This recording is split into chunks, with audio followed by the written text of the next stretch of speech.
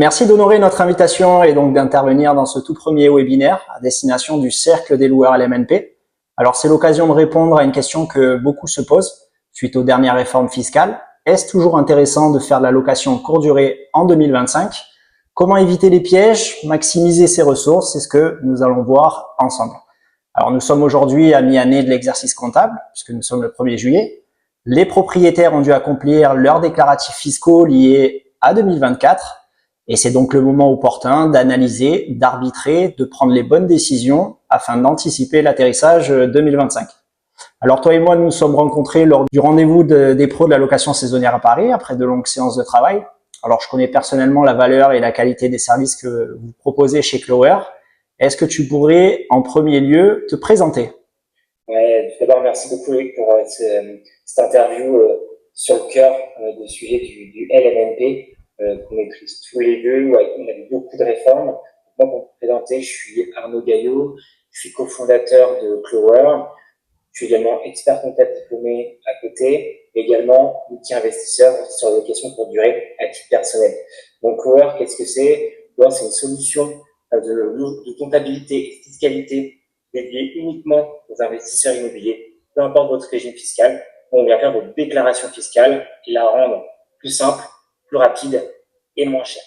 Donc là, aujourd'hui, on va se focus avec Loïc sur la location courte durée.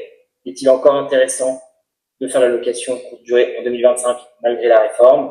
Et comment je peux optimiser mon patrimoine existant? Et si je suis dans une logique également de développement patrimonial et donc d'en acheter plusieurs, pareil, il y a des stratégies à opter et on va essayer de vous donner le maximum de conseils et de tips avec des cas pratiques ensemble pendant ces 45 minutes. Top, merci Arnaud. Alors l'objectif de ce webinaire, qui prendra la forme d'une interview, sera d'apporter effectivement de la valeur à nos auditeurs. Et donc restez bien jusqu'à la fin, puisqu'on a prévu quelques surprises pour vous.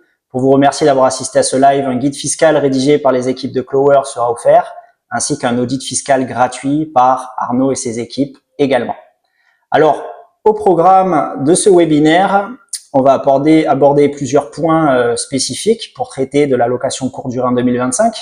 En premier lieu, j'aimerais qu'on parle effectivement des nouvelles réformes et de la distinction qui subsiste au sein du régime LMNP entre le micro et le réel, ce que les simulateurs ne nous disent pas. J'aimerais qu'on aborde également ensemble les pièges qui subsistent en location saisonnière, puisque de mauvaises décisions induisent effectivement ont un impact sur le portefeuille des propriétaires. Et enfin, j'aimerais qu'on se focalise sur la fiscalité. Est-il encore fiscalement intéressant de faire de la LCD en 2025? Qu'on voit ensemble également un cas concret, une étude de l'impact de la réintégration des amortissements dans le calcul des plus-values de cession immobilière, puisque cela compose le cœur et la majeure partie des réformes. Super programme, assez chargé et complet, donc allons-y. Excellent. Donc, en premier lieu, ça nous permettra de mettre le pied à l'étrier de manière un petit peu soft avant de rentrer dans le cœur du sujet. Est-ce que tu peux nous parler un petit peu de ces différences majeures entre le micro et le réel, nous rappeler effectivement les dernières modifications qui sont rentrées en vigueur fin 2024 et début 2025, les différences et avantages en LMNP et surtout nous faire un retour d'expérience terrain. Que constates-tu chez tes clients? Comment s'articule leur portefeuille? Est-ce qu'il y a des décisions qui sont prises et quels en sont les impacts si tant est qu'il n'y ait pas de décision qui soit intentée? Ouais, avec plaisir. Déjà, pour peut-être redémarrer, on va remettre un peu les mots de contexte. Vraiment, dans quel cas je retrouve mon produit pour réel? Faire simple, c'est dès lors que je vais faire de la location meublée, donc courte durée, location classique ou même mixte avec un étudiant. Dès lors que je vais faire la location meublée, je vais devoir choisir pour les 15 jours de mon activité si je suis au régime micro, BIC ou au régime réel. Donc, finalement, ce qui décide le fait de choisir micro-BIC ou réel, c'est que je meubler mon logement. Je meuble mon logement, je suis en LMNP. Ensuite, je dois choisir donc entre le régime micro, c'est le régime forfaitaire, c'est le régime le plus simple qu'on retrouve aujourd'hui, c'est quasiment 2/3 des investisseurs qui, par simplicité, utilisent ce régime micro. Par contre, je ne peux rien déduire. Donc, c'est hyper simple à déclarer, parce que je reporte uniquement mes revenus, recettes brutes locatives sur ma déclaration d'impôt sur le revenu une fois par an. Il y a un abattement qui s'applique, on va rentrer dans les détails par la suite, et c'est fini. Par contre, je ne peux absolument rien déduire. Donc aujourd'hui, en pratique, tous nos propriétaires qui viennent nous voir et qui ont des audits et qui passent par nos services, dans 95% des cas, on leur fait économiser en moyenne entre 500 à jusqu'à 3000 euros d'impôts par an en passant au régime réel. Le régime réel, qu'est-ce que c'est dans les deux grandes lignes? En fait, c'est un régime, c'est le régime LMNP, donc on va l'appeler réel, qui vous permet de déduire l'intégralité des charges que vous pouvez avoir. Et les charges les plus oubliées, c'est quoi? C'est lorsque j'achète un bien, je l'achète pour le mettre sur le marché de la location courte durée, tous les frais de notaire, les frais d'agence, les travaux, le mobilier, et les frais de dossier bancaire, énormément de frais que j'ai, ce qu'on appelle les frais d'acquisition, qui peuvent vite représenter entre 15 et même 25% du prix d'acquisition, donc c'est plusieurs années de rentabilité. Je vais pouvoir les déduire, me générer un déficit et donc pas payer d'impôts sur les premières années. Donc, on peut déduire tous les frais d'acquisition. Ça ne s'arrête pas là. Je vais pouvoir déduire tous les frais d'exploitation. Donc toutes mes assurances PNO, les assurances que j'ai en location courte durée, les internet, dans une location courte durée, je vais avoir beaucoup plus de charges parce que je vais devoir prendre à ma charge les internet, les consommables, l'électricité, ou même également les frais de conciergerie, même les frais de comptabilité, parce que là, je vais devoir faire une comptabilité. Je peux tout déduire. Donc, tous les frais d'exploitation, je vais pouvoir les déduire. Si ça ne s'arrête pas là, je vais également pouvoir déduire tous les frais exceptionnels que je pourrais avoir, par exemple des différents frais, par exemple la taxe foncière, des travaux exceptionnels, des différents frais que j'ai pour l'entretien. Je vais pouvoir les déduire et je vais également pouvoir déduire les amortissements de mon bien. Donc là, l'administration fiscale m'autorise à venir chaque année prendre une quote-part, c'est généralement 3% du prix du bien, de la valeur de marché de votre bien, en fonction de votre situation. Vous allez pouvoir déduire, donc vous rajouter une charge comptable déductible. Ce qui fait que dans 95% des cas, en fait, votre situation est bien meilleure au réel qu'au public. Par contre, il y a une contrepartie. La contrepartie, c'est quoi? C'est que tu dois faire en fait une déclaration fiscale. Donc, c'est ce qu'on appelle la déclaration fiscale, la 2031 avec différentes annexes. Donc, assez complexe à faire en fait quand on n'est pas comptable ou on n'est pas du milieu. Donc là, en fait, il faut s'entourer d'un comptable ou d'un logiciel comptable comme Clover pour venir faire sa déclaration fiscale. Et même là, en intégrant les frais de comptabilité, tu vas dire oui, là, ok, j'utilise ce modèle-là, mais ça génère des frais supplémentaires. Oui, mais même en intégrant ces frais de comptabilité qui sont 100% déductibles de tes loyers, dans 95% des cas, en fait, ta situation est complètement optimisée. Ça te permet, au-delà de ça, ça te permet aussi d'avoir un vrai suivi de ton business, de connaître la trésorerie de ton activité et du coup d'avoir un arbitrage beaucoup plus fin que si tu viens juste reporter ton chiffre d'affaires finalement une fois par an. Je suis sûr que tout le monde à ces propriétaires-là, généralement, ils savent pas combien réellement finalement ils ont dégagé de cash après avoir tout payé. Donc au-delà de l'aspect administratif, ça te permet d'avoir un vrai pilotage sur ton business au quotidien et de faire face un peu à toutes les fluctuations que tu peux avoir en saisonnier, parce qu'en location courte durée, il y a quand même beaucoup d'aléas tout au long de l'année. Et donc, du coup, c'est quand même bien d'avoir cette analyse où tu as une moyenne de tes revenus et donc de tes charges. Donc voilà, finalement, un peu pour remettre le contexte. Et c'est pareil, hein, il y avait une très bonne question dès le début, c'est mon expérience terrain. Qu'est-ce que je constate auprès des propriétaires? C'est que beaucoup de propriétaires qui arrivent sur la location courte durée, il y a quasiment 1 sur 2 qui n'est pas en conformité fiscale, pour la simple et bonne raison, c'est que dès lors que je fais la location courte durée, donc que ce soit ma résidence principale, ma résidence secondaire ou un bien géré par une conciergerie, je suis dans l'obligation d'obtenir un numéro de siret et de déclarer mon activité. Et donc là, je vois énormément de propriétaires qui arrivent, qui font super déco, super travaux, et qui louent hyper bien leurs biens, et qui ont 5 étoiles sur des plateformes, mais en face, ils oublient de s'immatriculer, et là, au bout de 2-3 ans de contrôle fiscal, et là, ça peut être la catastrophe, parce que si tu fais pas ce numéro de siret, tu te retrouves par défaut au régime micro, et donc tu peux déduire aucune charge. Et donc, tu es fortement imposé parce que au micro ou au réel, donc au micro, l'imposition, c'est sur ton chiffre d'affaires, donc tes recettes, alors qu'au réel, c'est sur ton résultat fiscal qui est beaucoup plus faible. Et après, tu es imposé à ton taux d'imposition marginal, donc ta TMI qui est entre 0 voire 45% en fonction de tes autres revenus, auquel tu viens ajouter 17,2% de CSG, CRDS, qu'on appelle les prélèvements sociaux. Donc là, si tu anticipes pas ça dans ton BP, ton business plan, et ben, tu te retrouves facilement vite à reverser 50% de quasiment 50% de tes revenus en impôts. Donc Administration. attention à ce point de vigilance. Donc effectivement, là où on est certain de payer de l'impôt sur la base forfaitaire en micro-BIC, le régime réel vous permet d'abattre tellement de charges déductibles qu'il est facilement possible de ressortir en déficit et d'optimiser son opération. Donc la préconisation, et nous c'est ce qu'on constate, c'est que sur les premiers investissements, lorsqu'on reste dans le cadre du statut LMNP, il est plus favorable d'opter pour le régime réel. D'autant plus qu'en location saisonnière, il y a tellement de charges inhérentes à l'activité qu'effectivement, c'est très facile de ressortir en déficit fiscal et d'optimiser son opération.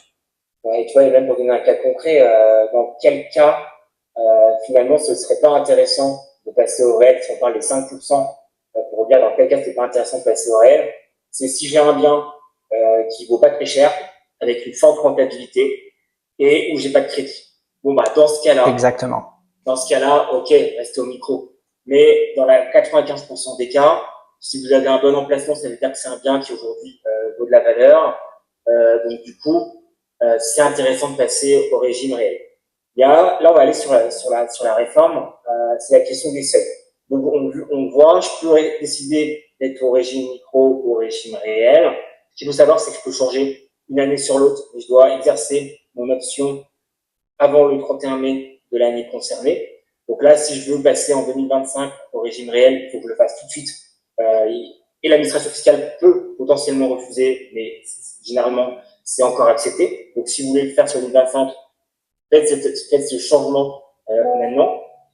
Et l'autre cas de la réforme, donc on va parler de la réforme fiscale, donc il y a deux réformes, c'est la réforme de la loi Le Meur qui vient mettre des règles très strictes sur pour réguler les logements de location courte durée, donc en novembre 2024, et qui est venu se compléter sur un point de vue fiscal par le projet de loi de finances 25 qui a été adopté depuis 15 février 2025.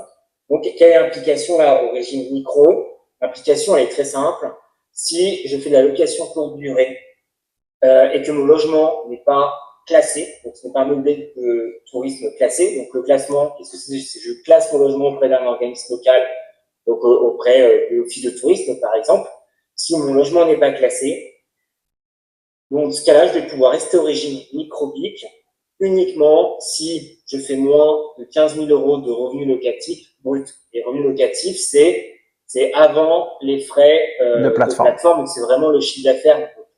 Donc premier point de vigilance, si en 2024, j'ai fait plus de 15 000 euros de revenus locatifs et que mon logement n'est pas classé, je bascule automatiquement au régime réel et je vais pouvoir faire une déclaration fiscale. Donc premier point de vigilance. Donc qu'est-ce que je dois faire si je veux rester actuellement au micro, qu'est-ce que je dois faire? Je dois classer mon logement. En classant mon logement, je vais pouvoir rester au micro BIC jusqu'à 77 700 euros de revenus locatifs. Si mon logement n'est pas classé, j'ai un abattement que de 30%. Donc, ça veut dire que je vais être imposé sur 70% de mes loyers. Donc, en classant mon logement, je passe de 30 à 50%. Donc, c'est un petit peu plus intéressant. Donc, étape 1, classer son logement. Le deuxième point de la réforme, là, on l'a un peu mis, hein, je spam un peu la troisième partie, mais je trouve c'est important de la placer. C'est la réintégration des amortissements dans le calcul de la plus-value. Donc là, c'est si je vends mon bien, c'est les actes de vente. Si mon acte de vente est postérieur au 15 février 2025, et ben, je me retrouve contraint de réintégrer dans mon calcul de plus-value tous les amortissements que j'ai pu déduire depuis le début de mon activité. Donc c'est rétroactif. Ça fait 10 ans que je fais du LMNP, que j'amortis nos biens. Je vais devoir réintégrer ces amortissements. Il y a quand même une bonne nouvelle dans tout ça, c'est que l'abattement pour durée de détention n'a pas été remis en cause.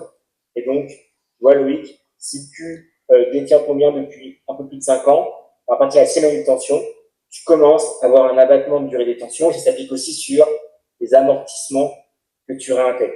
Donc, la bonne stratégie, la plus simple, c'est je conserve mon bien dans le temps et au bout de 22 ans de détention, même si je réintègre les amortissements que j'ai déduits, je suis complètement exonéré de plus-value sur l'IR et au bout de 30 ans sur les prélèvements sociaux. La plus-value aujourd'hui, elle est imposée 19% d'IR et 17,2% de prélèvements sociaux. Donc, je suis imposé à 36,2% d'imposition et à partir de la 5e année, j'ai un abattement progressif. Donc, voilà le deuxième point de la réforme. Le troisième, c'est si j'avais une allocation courte durée, que j'avais un expert comptable et j'adhérais à un centre de gestion agréé, je pouvais avoir une réduction d'impôt sur le revenu, les 2 tiers de mes frais de comptabilité et de frais d'adhésion à un CGA. Donc ça, c'était valable jusqu'à 2024. Et donc là, pour 2025, si j'ai un centre de gestion agréé et que j'ai une solution comptable, après cette réduction d'impôt, je vais payer 200 €. Le fait de supprimer cette réduction d'impôt sur le revenu, et mon vrai coût de comptabilité passera à 600 €. Donc il y a aussi un intérêt aujourd'hui de venir un peu challenger sa solution comptable. Donc voilà le dernier point de la réforme. Et par contre, la bonne nouvelle, c'est que vos frais de comptabilité restent quand même 100% déductibles de vos loyers. Et ensuite, le dernier point, c'est le respect en fait du DPE. Voilà, on a beaucoup de propriétaires qui avaient des logements G. Donc même si vous faites de location courte durée, vous êtes dans l'obligation de faire de la rénovation énergétique. Et donc d'avoir au moins une note F jusqu'en 2028 et après 2032, au moins avoir une note E pour continuer à louer en location courte durée. Voilà un petit peu les 3 grands points finalement de la réforme. Donc voilà, donc l'idée c'est de continuer à se professionnaliser et de faire attention à ce point-là. Tu vois, dans les autres pièges, en fait, c'était vraiment les points de la réforme, et dans les pièges, on va parler sur la deuxième partie, les pièges à éviter en location courte durée, il y en a plusieurs. Le premier que je vois, c'est vraiment d'oublier d'avoir un numéro de tiré. Ça, on a discuté un petit peu au premier. Voilà, c'est le numéro de tiré, il est obligatoire, et même si je loue la location courte durée, ne serait-ce je loue ma résidence principale en location courte durée, dès lors que je vais générer plus de 760 € de revenus sur ma location courte durée, je suis dans l'obligation de déclarer mes revenus et dans l'obligation d'avoir un numéro de tiré. Donc ça, c'est un point d'attention. Et ensuite, dès lors que je vais louer plus de 2 nuits, pareil, que je sois au régime micro ou au régime réel, le numéro de tiré est complètement obligatoire. Donc tu vois, voilà, c'est le premier piège qu'on a. Le deuxième, c'est le non-respect des seuils. Donc le premier seuil, on l'a vu, c'est si je suis au micro, que mon logement n'est pas classé, je fais plus de 15 000, là, pouf, je découvre que je dois faire une déclaration fiscale complexe. Je découvre à un moment, je suis en panique parce que c'est compliqué de se rappeler des charges et des factures que j'ai eues il y a 18 mois. Donc globalement, c'est un des premiers pièges. Attention à ne pas basculer au régime réel. Le troisième point de vigilance, c'est le seuil des 23 000 €. Le seuil des 23 000 €, je suis LMNP depuis plusieurs années. Mes revenus de location courte durée sont supérieurs à 23 000 € et deviennent supérieurs à mes autres revenus du foyer fiscal. Autres revenus, ça va être les salaires, les retraites, les pensions. J'exclus volontairement des revenus si j'ai des revenus de SCI ou des revenus fonciers, ils ne sont pas pris en compte. Donc si je gagne, imaginons que je gagne 40 000 € de revenus en location courte durée, j'ai deux appartements, ça me génère 40 000 € de location courte durée. En salaire, je gagne 39 000 €. Et là, le fait que mes revenus dépassent 23 000 € et dépassent mes autres revenus, je me retrouve à passer au statut LMP, loueur meublé professionnel. Et donc là, je suis soumis, aux cotisations URSSAF, avec différentes contraintes. Je sors de la fiscalité des particuliers pour aller sur la fiscalité des professionnels. Et donc là, il y a des conséquences qui sont complètement différentes et qui peuvent être coûteuses si elles ne sont pas maîtrisées. Donc ça, c'est le premier seuil. Par contre, si je gagne, je reprends mon exemple, j'ai 39 000 € j'ai 40 000 € de revenus locatifs et gagne 50 000 € de salaire, là, je reste en LMNP. Donc c'est vraiment un point de vigilance et tu peux basculer d'une année sur l'autre.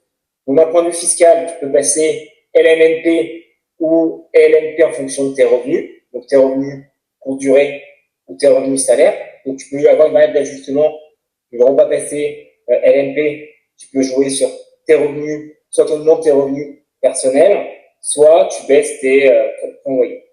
Alors, je te coupe, je me permets de te couper, j'ai une question qui émerge. Tu as parlé de la bascule en loueur meublé professionnel. Moi, j'ai une question. Que devient le déficit fiscal LMNP lorsqu'on bascule en professionnel de l'immobilier? Ouais, la mauvaise nouvelle, il est perdu. Il est perdu. Pourquoi? C'est quoi la règle? C'est les déficits que tu génères en LMNP sont reportables pendant 10 ans uniquement sur les revenus de même catégorie, donc sur LMNP. Si tu bascules LMP, si tu avais un stock déficit non naturé, c'est quoi, hein? C'est lié au fait que tu as eu des frais d'acquisition, des frais notaires, des frais d'agence qu'on a vu au début. Et ben là, tu pourras pas les reporter en LMP. Par contre, si tu rebascules dans les 10 ans en LMNP, là, tu pourras les réutiliser. Et par contre, ça nécessite quand même un petit suivi à côté, parallèle, pour pouvoir les suivre. Donc là, il y a une vraie stratégie et d'anticiper au maximum tes revenus sur les 2-3 prochaines années pour pas perdre ce déficit. Donc ça, c'est le premier point d'attention, tu vois, attention à ce point-là. Le deuxième point d'attention, c'est qu'on l'a vu d'un point de vue fiscal, d'une année sur l'autre, tu peux changer. Par contre, d'un point de vue social, donc au niveau de l'URSSAF un jour, l'URSSAF toujours. Donc si tu bascules en fait en LMP, bah, même si tu as un résultat fiscal qui est à zéro, tu devras payer un minimum de 1240 euros aujourd'hui où on se parle de cotisation URSSAF. Et ça, tu resteras affilié à l'URSSAF, même si tu redescends en LMNP. Donc c'est vraiment le point qui est complètement omis et pourtant qui peut créer des frustrations parce que tu l'as pour la suite de ton activité. Donc voilà vraiment le deuxième point de vigilance auquel je vois beaucoup de clients qui le mettent complètement en se lançant dans la location de courte durée. Puis tu vois, si on prend un exemple, location de courte durée, ça va très vite finalement de dépasser 23 000 euros. Tu divises par 2, enfin par 12. C'est un peu moins de 2 000 euros de revenu locatif brut. Ensuite, ça fait un peu moins de 80 euros la nuit, hein, tu vois, donc c'est avec un taux d'occupation à 85%, donc tu dépasses très très vite finalement.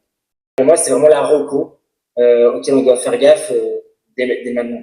C'est effectivement ce qu'on constate aussi chez nos clients et c'est magnifique que tu fasses émerger ces points, puisque en fin de compte, la solution Canopy en répond à pas mal. Donc, pour faire un résumé de ton propos qui est extrêmement complet, donc moi je relève plusieurs points d'attention. En micro BIC, le seuil de 15 000 euros en LCD qui donne lieu à un abattement uniquement de 30% sur les revenus locatifs de 2025. Au-delà, vous basculerez automatiquement au régime réel. Donc, premier point d'attention, si vous avez fait plus de 15 000 euros l'année dernière, ça induit un modificatif de votre stratégie opérationnelle. Le deuxième point d'attention, c'est en LMNP au réel, ce fameux seuil de 23 000 euros couplé avec vos revenus d'activité professionnelle pour éviter une bascule en régime LMP. Et comme tu l'as très bien souligné, en LMP, il y a un certain nombre de contrariétés, notamment les cotisations sociales qui deviennent induites, et également la perte totale du déficit fiscal, qui peut être récupéré si on revient à LMNP, mais qui est un point d'attention extrêmement important. Et le troisième point, effectivement, c'est ce seuil de 23 000 euros qui déclenche l'immatriculation aux caisses d'assurance sociale. Et donc, ce sont des points d'attention auxquels nous répondons chez Canopy, puisque au travers de notre solution de portage, on permet aux particuliers de sortir du champ économique lié à la location saisonnière, de basculer dans une location meublée classique de longue durée et donc de protéger leur activité. Donc, pour répondre au premier point, tu as soumis une solution qui était le meublé de tourisme classé.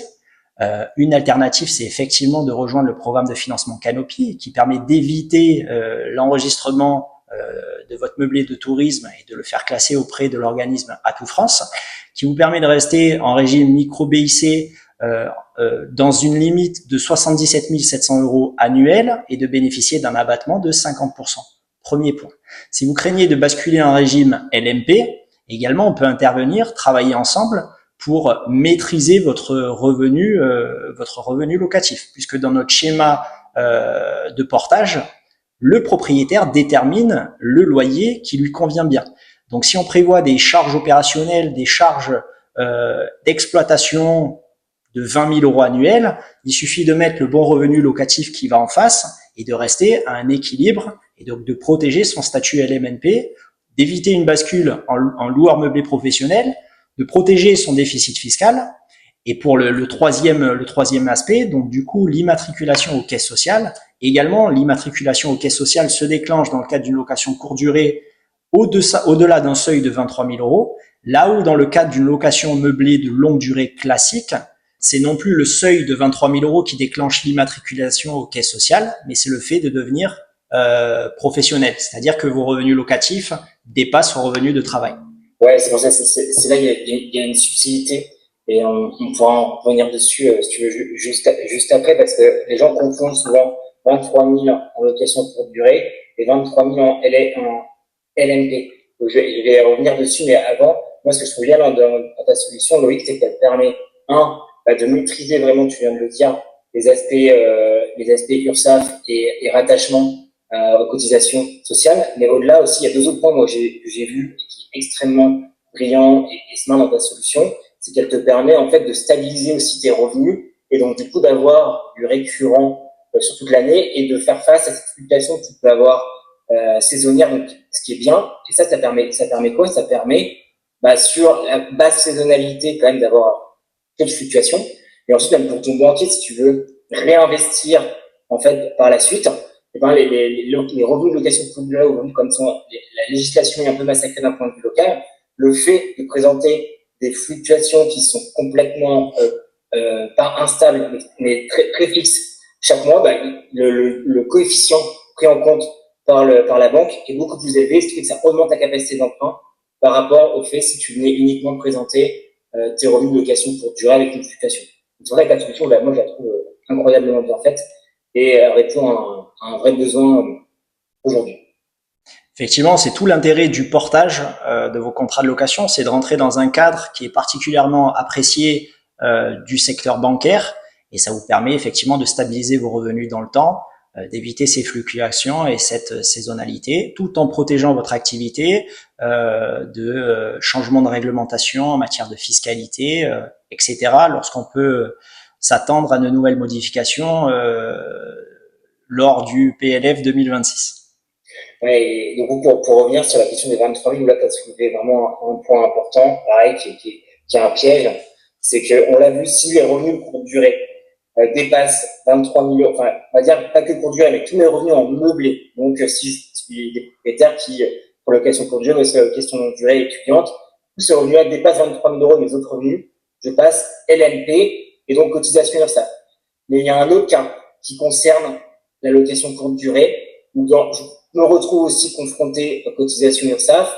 C'est le cas où je fais plus de 23 000 € de revenus locatifs bruts courte durée, mais que je suis encore en statut LMNP. Donc, reprenons l'exemple où je gagne 40 000 € de revenus de salaire.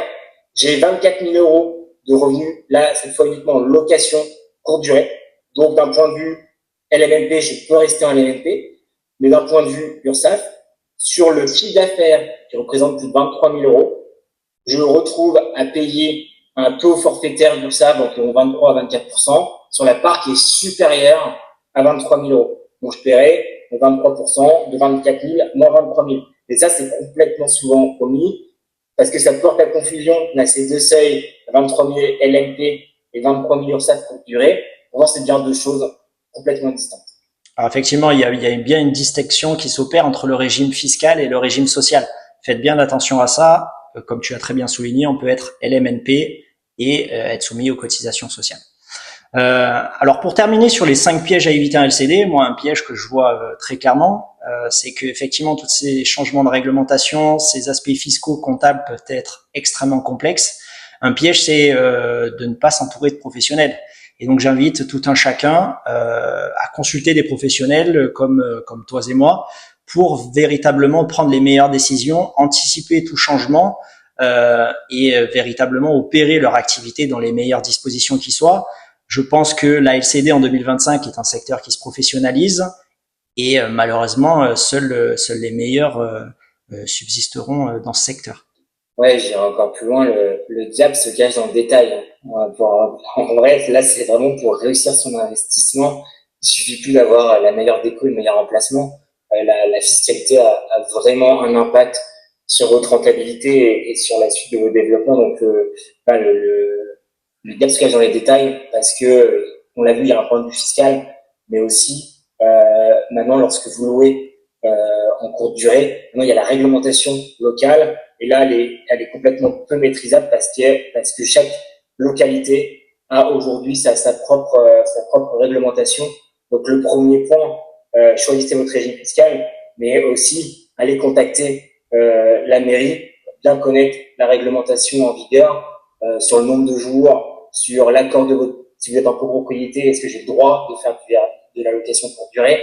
Voilà, c'est maintenant aujourd'hui la conformité locale est encore plus dure que la fiscalité, donc c'est vraiment le point de vigilance avant de démarrer. Regardez vraiment ces aspects-là. Donc c'est peut-être le dernier pied oui, que je voulais souligner. On déborde un peu du champ de la fiscalité du portage, mais vraiment c'est le premier point avant de se lancer, c'est regarder la réglementation. Finalement, ce qui est intéressant en location courte durée, c'est plutôt de choisir, c'est plutôt pas la location courte durée en tant que telle qui est fiscalement intéressante, mais c'est plutôt de choisir le régime LMNP au réel qui est fiscalement intéressant.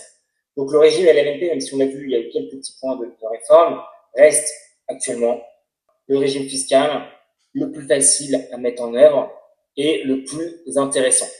Donc vraiment, voilà, il faut juste aujourd'hui anticiper davantage la revente. Donc là, ça va plutôt aller sur l'étude de l'impact de la réintégration, des amortissements, parce que tout ce que je vais déduire en amortissement seront réintégrés. Mais pareil, si si c'est des biens que vous achetez et que vous les conservez pendant longtemps en location de courte durée, ça reste le meilleur régime fiscal.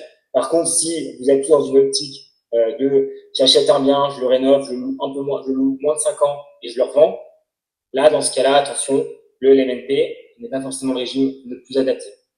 Et quoique, peut-être si on passe sur l'exemple, Loïc, par la suite, j'ai vu que tu avais préparé un super exemple des amortissements. Alors effectivement, je me suis amusé à analyser justement l'impact de cette réintégration des amortissements dans le calcul de la plus-value en comparaison avec l'abattement pour durée de détention. Et donc cette analyse donc a été faite sur une base d'un prix d'acquisition de 200 000 euros. On a prévu un taux d'inflation de 3,70 qui permet de doubler la valeur du foncier sur 30 ans, donc on reste cohérent. Et l'impact effectivement est assez parlant puisque on constate que au-delà de 20 années de détention, effectivement, la réintégration des amortissements n'a aucun impact sur la situation des propriétaires. Le gros de l'impact de la réforme se situe entre une durée de détention de 10 ans jusqu'à 20 ans, où effectivement on a constaté un certain volume d'amortissement qui rentre en état de compte dans le calcul de la plus-value immobilière de cession.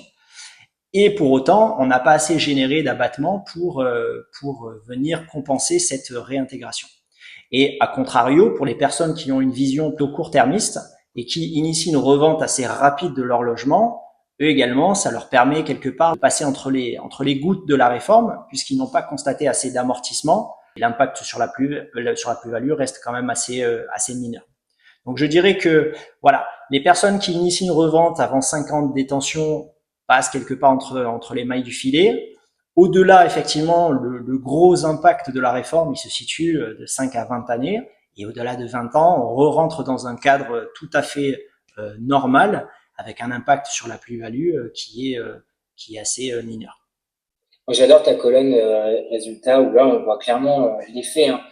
Sur toute la partie rouge, c'est là où tu es fortement imposé sur les premières années. Et plus tu attends, plus tu vas dans le vert, voire zéro. Donc, c'est là où on revient finalement à synthétiser en disant votre meilleur allié pour faire face à la réforme, c'est le temps. Et donc, c'est d'attendre, de continuer votre business avant de vendre et de sortir le bien. Voilà. Et donc, tout l'intérêt est d'avoir quelque part une anticipation et une vision des choses.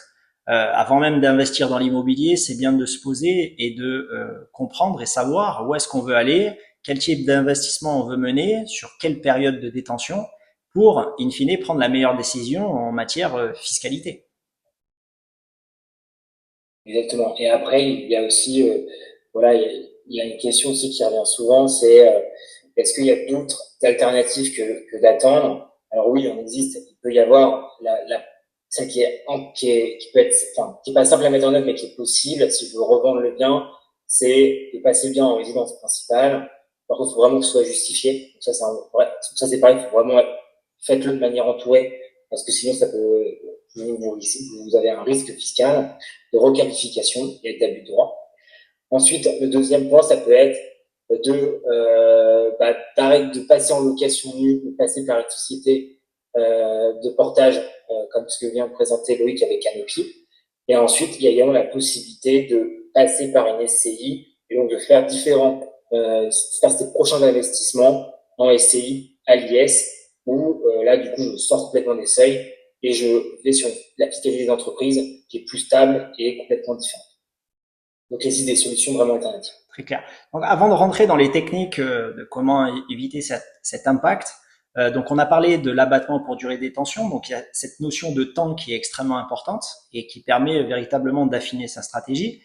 Est-ce que tu peux nous parler également de l'article 39C du Code général des impôts qui traite justement de cette fameuse réintégration des amortissements et de son mode de calcul? Ouais, alors l'article 39 du Code général des impôts, te donne la possibilité de déduire en fait tous tes amortissements que tu as eus. Par contre, il va te les plafonner. C'est-à-dire que si tu as des amortissements qui vont aller au-delà du chiffre d'affaires que tu as généré, on va dire du résultat économique que tu as généré, tu ne pourras pas les déduire. Par contre, ils seront reportables les années suivantes sur les loyers que tu vas encaisser. L'idée de ce mécanisme, pour faire simple, c'est d'éviter que tu crées du déficit uniquement via les amortissements. Donc, c'est pour ça que ce qu'on appelle l'article 39C, le tableau de suivi d'amortissement du 39C, pour éviter de créer artificiellement en fait du déficit. Et donc là, tu pourras le reporter indéfiniment tant que tu restes en LMNP.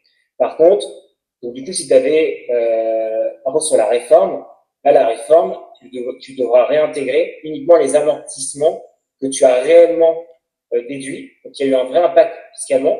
Sur ton impôt sur le revenu. Exactement, ceux qui sont en stock, donc qui sont dans l'article 39C au-dessus, ceux-là n'impactent pas ta plus-value si tu avais encore du déficit. Voilà, donc c'est uniquement les amortissements qui ont été déduits et qui ont eu un impact fiscalement sur ton économie d'impôt.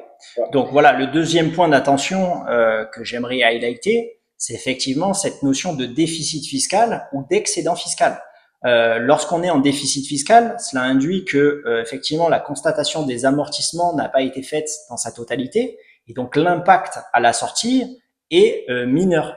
Donc si on prend un exemple concret, un logement qui fait 20 000 euros de revenus locatifs, qui va avoir 10 000 euros de charges opérationnelles, va ressortir avec un résultat d'exploitation de plus 10 000.